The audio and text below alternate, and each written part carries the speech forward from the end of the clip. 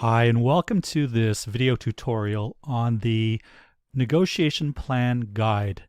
This is a document that will tell you what you need to be sure to include in all of your negotiation plans. And some plans will be more elaborate than others, of course, depending on the situation and the case. So I'm going to briefly walk through the sections here because in a separate tutorial, we go through the plan in detail so you can do your best possible work. So let's begin. First thing is, after you look at your case, in the first section, you want to include your issues and interests. So let's be really clear here. What is an issue when it comes to negotiation? These are the things that you're actually negotiating for and about. So if it's a situation where it's a buy and sell transaction, it's all about price, then your only issue is price. If it's a situation where there are other elements involved in terms of delivery date or modifications to something or other elements that you need to work out with your opponent, these are all specific issues. And each one needs to be articulated with a separate bullet point and a very brief explanation as to what you mean by what you're saying. And together, these start to create what we call the bargaining mix. And the first one should be the most important, and the last one should be the least important in order of priority. And the next part of this is, what are your primary underlying interests? And what this is about is looking at each issue. What is your interest in getting the best possible, let's call it price in this case? What is your interest in that? Your interest is not just getting the best possible price. When you look at a case or a situation, you need to think about, what is the value of that to me? What do I want out of getting, let's say, the best possible price or the best features or a really good delivery date? Why is it I want that particular element to be good for me? Why do I want a short delivery date? Why do I want a long delivery date? Why do I want a very high price for what I'm selling? What is it I'm getting out of whatever it is I want to get out of the negotiation about that particular issue? Very important. So issues, cluster of bullet points with a space, and then a cluster of bullet points around what your interests are related to those specific issues. And it's important that they be separated so that it's crystal clear. The next section, called Key Opening Data. There are 4 main items here, and what you want to do is, each one deserves its own little separate section. So you start off with your target point. And what's your target point? This is the end result you're looking for in the negotiation. And I have S in brackets because as you get to more complex cases, there are going to be a number of target points clustered together as one deal. But let's say it's a very simple transaction. So your target point, let's say you're selling a set of golf clubs, and they're 5 years old, and you want to get $600 for them. So that's your target. That's not your opening selling price or your opening offer, but that is what you really want to get out of it. So let's say your target is $600. You may not get it, but that's what you're aiming for. What's your resistance point? Well, if you think about it, well, golf clubs, they're 5 years old. You paid maybe $1,500 for them when you bought them new. Your resistance point might be, let's say, 510. You've looked out in the market and you think, okay, the lowest I'm willing to take is 510. And if I don't, then I'm just going to either wait it out or walk away from the deal. As a seller, your opening offer is, let's say you're using Craigslist, that is your published price. Most things that are sold on Craigslist have a price that's posted. And in most cases, not all, but in most cases, it's negotiable. So let's say your opening offer or your opening selling price is $720. And so what you've set up then is your opening price is $720, your target is $600, and your resistance point is $510. So what you've got is a bit of a range here that you can play with. And then what's your BATNA, your best alternative to a negotiated agreement? And so you have to look at your situation. And again, this is hypothetical, but let's say you are selling your golf clubs and you've got your eye on a new set of clubs that brand new will cost you $1,800. And the shop has said, look, if you bring in your old clubs, we'll give you $350 for those clubs as a trade-in, as a credit.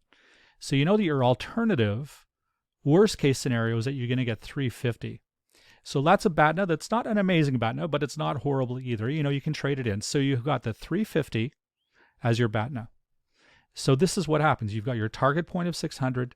you've got a resistance point of 510, and you've got an opening offer, an opening selling price of 720. So now what you have to do is post these things and briefly explain why you've landed at those numbers. That's what you need to do in this section. So you put in your target point of, let's say, 600, and you have to explain in a sentence or two in that same bullet point why that number makes sense.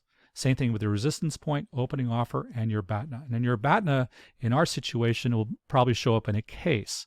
But in real life, you might have to do a little bit of research. In this situation, each item is just singular. So there's one target point, one resistance point, one opening offer, and one BATNA. In more complicated cases, you might have multiple target points, like we said earlier. So you might have, let's say if you're selling your golf clubs, you might also have a pair of shoes that you're willing to throw in, or so you might have an overall target point, plural, with 2 or 3 items on it. Same thing with your resistance point, same thing with your opening offer. So it all depends on the issues that you're actually negotiating. The next section is your preliminary assessment of your opponent. So this is looking at their target point, their resistance point, their possible interests, and their possible opening offer or position, and any perceived strengths and weaknesses. So you're doing the same exercise and thinking about your opponent. Now, in our circumstances, you'll be working with cases, but in real life, you're probably going to do research or think about what's going on around you to try to come up with some numbers. So what you're doing here is really educated guessing. And it's okay. I mean, you're probably going to be off, but what it's going to help you do is think ahead, kind of like a chess game. You want to think, so what if I'm selling these golf clubs and I'm posting a price of 720, what's a possible target point of somebody who is coming in to buy them? What's a possible resistance point on their end? And what are their interests? What's their possible opening offer? Certainly, I purchased and sold things on Craigslist, and when I've sold things, sometimes you'll get somebody who's lowballing you. Let's say, using the golf club example, I offer them at 720, someone comes in at 350, which is the same as our BATNA in this case, but I might just walk away from it. It's important not to get insulted by that. That's just part of the process. You need to go through that same process, same ideas. So one bullet point for each one, along with a brief explanation as to why you think that way. And then the last one you're doing with this are any perceived strengths or weaknesses. Now, this is about their strengths or weaknesses in the negotiation, not generally. So what strength could an opponent have in the case of selling a set of golf clubs? Maybe they're very experienced golfers and they know this product even better than you do. Maybe they have a weakness, which is they've never played at all. And, that might work to your advantage. So you have to think these things out. And each case is going to be different, of course. Moving further down, we get to the next section. What do I know about the other negotiators' negotiation style and personal reputation? In our case, we are probably dealing with unknowns in most cases because I tend to not give the actual name of your opponent beforehand. But that's where this would come up. So how well do I know this actual person's negotiation style? The cases we work with typically don't have a lot of that information, but this is what we're actually focusing on. The next one, what are your anticipated competitive advantages? So this is in the case of the negotiation, not you as a person, but you as the role in the negotiation. And this goes back to the strengths and weaknesses question, 2 questions earlier. For you now, what are your competitive advantages? So you look at the case, and if you're selling the golf clubs, whatever the case might be, are you really knowledgeable? Have you done a lot of research? Do you have a strong BATNA or not? Like, what are your competitive advantages going into this case? Later on, I'm going to provide you an example of A-level work, and in that tutorial, we'll show you what competitive advantages really look like. The next section, your proposed strategies and any bargaining tactics you tend to employ. And you have to keep these things separate and clear. What is your overall negotiation strategy? I want you to be very specific and explain briefly, that's 3 to 4 sentences, why you're choosing that specific strategy. And then the next question is, and this you leave a line between, and then you have your next paragraph, what tactics do you tend to employ to support your strategy and present your arguments, or defend against the other negotiator's arguments? So you want to pick 2 to 3 tactics here that line up with the strategy you've chosen. Again, this is a separate paragraph, and each one needs its own little subparagraph. So you have your first tactic, explain a couple of sentences why you're choosing it and how it relates to your strategy, your second tactic, and how it relates to your strategy, and that's basically it. If it's a simple case, a couple of tactics are fine. More complex, you might have 3, maybe more. The next question you're asking yourself now, what's your backup plan if your initial strategy isn't working? So you have to explain what strategy you're going to choose if the first one doesn't work. And you find out pretty quickly if it's not working, because we adjust pretty quickly in these negotiations. So you select a backup strategy, you explain in 2 to 3 sentences why you're choosing it, and then the same thing, what tactics will you implement to support your backup strategy? So the first 2 questions are on their own, and then the third one is on its own with those 2 sections in it. And make sure that you have to include your rationale and explain why you're choosing them and how they're related. The next few questions are pretty simple. Who are the important constituencies, your stakeholders to whom you're accountable? Each case in our situation will provide some information as to who you're accountable to.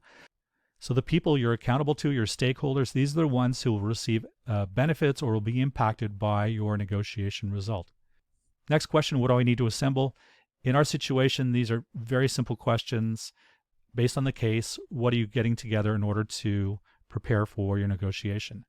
And the last one, what protocol is important for this negotiation? In our case, it's very simple. Are you meeting in the classroom? Are you meeting online? Are you meeting elsewhere? How are you negotiating? When are you negotiating? And what kind of guidelines are you setting up for your negotiation? These last 3 questions are very simple and shouldn't take you much time to complete. So that's the foundation of your negotiation plan.